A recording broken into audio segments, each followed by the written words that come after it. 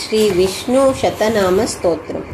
वासुदेवं हृषीकेशं वामनं जलशायिनं जनार्दनं हरिं कृष्णं श्रीवक्षं गरुडध्वजं वाराहं पुण्डरीकाक्षं नृसिंहं नरकान्तकम् अव्यक्तं शाश्वतं विष्णुमनन्तमजमव्ययं नारायणं गदाध्यक्षं गोविन्दं कीर्तिभाजनं गोवर्धनोद्धरं देवं भूधरं भुवनेश्वरं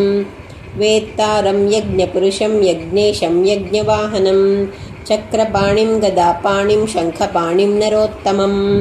वैकुण्ठं दुष्टदमनं भूगर्भं पीतवाससं त्रिविक्रमं त्रिकालज्ञं त्रिमूर्तिं नन्दकेश्वरं रामं रामं हयग्रीवं भीमं रौद्रं भवोद्भवं श्रीपतिं श्रीधरं श्रीशं मङ्गलं मङ्गलायुधं दामोदरं दमोपेतं केशवं केशिसूदनं वरेण्यं वरदं विष्णुमानन्दं वासुदेवजं हिरण्यरेतसं दीप्तं पुराणं पुरुषोत्तमं सकलं निष्कलं शुद्धं निर्गुणं गुणशाश्वतं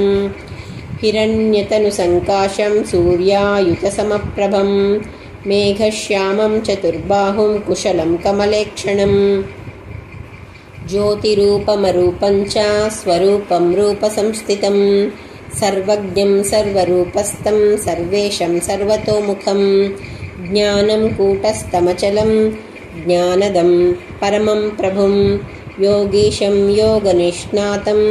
योगीसंयोगरूपिणम् ईश्वरं सर्वभूतानां वन्दे भूतमयं प्रभुम् इति नामशतं दिव्यं वैष्णवं खलु पापहं व्यासेन कथितं पूर्वं सर्वपापप्रणाशनं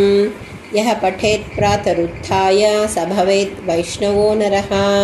सर्वपापविशुद्धात्मा विष्णुसायुज्यमाप्नुयात्